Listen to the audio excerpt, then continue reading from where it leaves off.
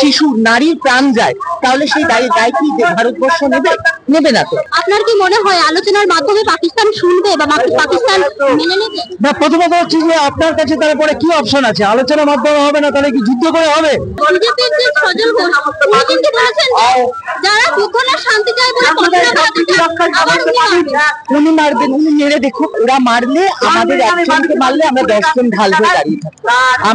আমরা হয়তো যুদ্ধ চাই না, কিন্তু আমরা যুদ্ধ প্রতিরোধ করতে পারি। আমাদের উপরে অত্যাচার হলে তার প্রতিরোধ কিন্তু আমরা করতে পারি। আমার কোথাও মনে হচ্ছে ব্যর্থ না, চক্রান্ত আছে। হয় উনি ব্যর্থ হয়েছেন, আর নাহলে এই সন্ত্রাসবাদীদের সঙ্গে চক্রান্ত উনি যুক্ত। কিন্তু পাকিস্তানের সাধারণ মানুষ বা ভারতের সাধারণ মানুষ কি যুদ্ধ চাইছে? আপনি কি নিজে যুদ্ধ চাইছেন? নিশ্চয়ই কেউ নিজেটাকে বলবে না যুদ্ধ চাই। নরেন্দ্র মোদীরা তারা চাইছে যে এভাবে একটা যুদ্ধ জিগিয়ে সবাইকে মাতিয়ে দাও, দিয়ে তারা তাদের ফয়দা লুটবে। এটাকে নিয়ে আপনার সাথে আমি একমত হতে পারছি না। সন্ত্রাসের আতুর ঘর পাকিস্তান না, আফগানিস্তান না, দুবাই না, ভারতবর্ষ না, আমেরিকা, কোনটা আতুর ঘর? এটা নিয়ে আমরা একমত হতে পারছি না। তো সাধারণ মানুষ তো পাকিস্তানেও রয়েছে, বাংলাদেশেও রয়েছে, বিভিন্ন দেশে রয়েছে। তাদের জন্য ক্ষতি হয়, সেই দায়িত্ব নেবে, সেই দায়িত্ব আমরা নেবো। কোলাটারাল ড্যামেজ বলে দেওয়াটা খুব সহজ, কিন্তু কোলাটারাল ড্যামেজে যদি মানুষের, শিশু নারীর প্রাণ যায়, তাহলে সেই দায় কি ভারতবর্ষ নেবে না তো? তাই জন্য আমাদের মনে হয় যে যদি সত্যি যুদ্ধ দরকার পড়ে, তাহলে সেই যুদ্ধ ডিসিশন যারা সেনাবাহিনীরা রয়েছে, যারা অথরিটি জায়গায় রয়েছে, তারা নেবে। আমরা ফেসবুকে বসে বা আমরা এখানে রাস্তায় দাঁড়িয়ে এসেছি, আমরা শান্তির বার্তা ছড়াতে এসেছি, আমরা মানবতার কথা ছড়াতে এসেছি, আর যুদ্ধ মানবতার বিরুদ্ধে, এটা মাথায় রাখতে। বিজেপির যে সজল ঘোষ তিনি কিন্তু বলেছেন যারা যুদ্ধ না শান্তি চায় বলে উনি মারবেন, উনি মেরে দেখুক। ওরা মারলে আমাদের একজনকে মারলে আমরা 10 জন ঢাল হয়ে দাঁড়িয়ে থাকবো। আমরা হয়তো যুদ্ধ চাই না, কিন্তু আমরা যুদ্ধ প্রতিরোধ করতে পারি। আমাদের উপরে অত্যাচার হলে তার প্রতিরোধ কিন্তু আমরা করতে পারি। নরেন্দ্র মোদীর তরফ থেকে একটা উন্মাদনা সৃষ্টি করা হচ্ছে, যে যুদ্ধের মধ্যে দিয়ে সবকিছু ফয়সলা করার চেষ্টা চলছে। ফলে আমরা এই তরফ থেকে, বামপন্থীদের তরফ থেকে এটাকে ধিক্কার জানাচ্ছি, এবং আমরা মনে করি যে আজকে পাহেলগাঁওয়ে যে ঘটনা ঘটেছে, বিশ্বে মর্মান্তিক ঘটনা ঘটেছে, নৃশংস ঘটনা ঘটেছে, তার তদন্ত হোক এবং দোষীদেরকে শাস্তি দেওয়া হোক। আমরা দেখেছি পুলওয়ামার ক্ষেত্রেও কিন্তু কোনো তদন্ত হয়নি। 42 জন সৈনিক মারা গেছিল, সৈনিকদের নাম করে ভোট নিয়েছিল 19 সালে। ফলে আজকেও আমরা মনে করছি যে এই ধরনের ঘটনাকে কেন্দ্র করে আগামী দিনে সে 26-এর আগে যেসব ভোটগুলো আছে বা 26 সালের প্রথমের দিকে ভোট আছে, সেই ভোটের বৈতরণী পার হওয়ার চেষ্টা করছে, এবং 26-এ যে হিন্দু রাষ্ট্র গঠন করার যে তার প্রচেষ্টা, তারই একটা কৌশল হিসেবে এটাকে নিয়েছে। ফলে আমরা এটাকে ধিক্কার জানাচ্ছি। কোনো মতেই এটাকে সাম্প্রদায়িক বিভাজন সৃষ্টি করা, সাম্প্রদায়িক সম্প্রীতিকে নষ্ট করা, এটাকে আমরা বামপন্থীরা ভারতবর্ষের বুকে হতে দেবো না। তার বিরুদ্ধেই আজকে সব জায়গাতেই মিছিল হচ্ছে, পশ্চিমবাংলাতেও আজকে আমাদের এই মিছিল হলো। আমরা এই যুদ্ধের বিরুদ্ধে এই প্রতিবাদ জানাবো। পাকিস্তানের সিন্ধু নদের জল আটকে দেওয়া হচ্ছে, পাকিস্তান দিতে দেওয়া হচ্ছে না।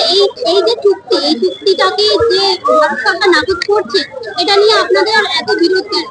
না, প্রথম কথা হচ্ছে যে ধরুন কোন দেশের সাথে কোনো যদি চুক্তি থাকে, জলের চুক্তি, সেই চুক্তি ভঙ্গ করা, সেটার সাথে আমরা সহমত নই। আর আজকে যদি জল বন্ধ করে দেওয়া হয়, সেখানকার নাগরিকদের অসুবিধা হয়, ফলে সিভিলিয়ানদের কোনো ক্ষতি করে কোনো সমাধান হবে বলে আমরা মনে করি। ফলে সে আজকে দেখাচ্ছে যে আমরা জল বন্ধ করে দিচ্ছি, পাকিস্তানিরা মরে যাবে, পাকিস্তানের জনগণের ক্ষতি হবে, এই দিয়ে একটা উন্মাদনার সৃষ্টি করছে। আমরা কোনো জনগণের ক্ষতি হোক এটা আমরা চাই না, বরঞ্চ শাসক দল যারা আজকে সন্ত্রাসবাদীদেরকে মদত দিচ্ছে, তাদের বিরুদ্ধে আমাদের ব্যবস্থা গ্রহণ করতে হবে, রাষ্ট্রসংঘকে এক করতে হবে, রাষ্ট্রসংঘের তরফ থেকে চাপ সৃষ্টি করতে হবে। কিন্তু জনগণের উপরে কোনো চাপ সৃষ্টি করে এর সমাধান হবে বলে আমরা মনে করি। জনগণের যাতে কোনো ক্ষতি না হয় এটাই চাইছেন। নিশ্চয়ই জনগণের, ভারতবর্ষের জনগণের যেন ক্ষতি না হয়, পাকিস্তানের জনগণের যেন কোনো ক্ষতি না হয়। শাসক দলের মধ্যেকার যুদ্ধ আর তাতে সাধারণ মানুষের ক্ষয়ক্ষতি হবে, এটা আমরা বামপন্থীরা কখনোই কোনোদিনই মানি না। কিন্তু পাকিস্তান তো সেটা মানছে না, পাকিস্তান তো ভারতের সাধারণ মানুষের উপরেই হামলা করছে। না, আমরা তো তার নিন্দা করছি। যদি পাকিস্তানের সামরিক বাহিনী যদি ভারতের সিভিলিয়ানদের উপরে অ্যাটাক করে, আমরা তারও নিন্দা করছি, কারণ সেটা পাকিস্তানের জনগণ অ্যাটাক করছে না।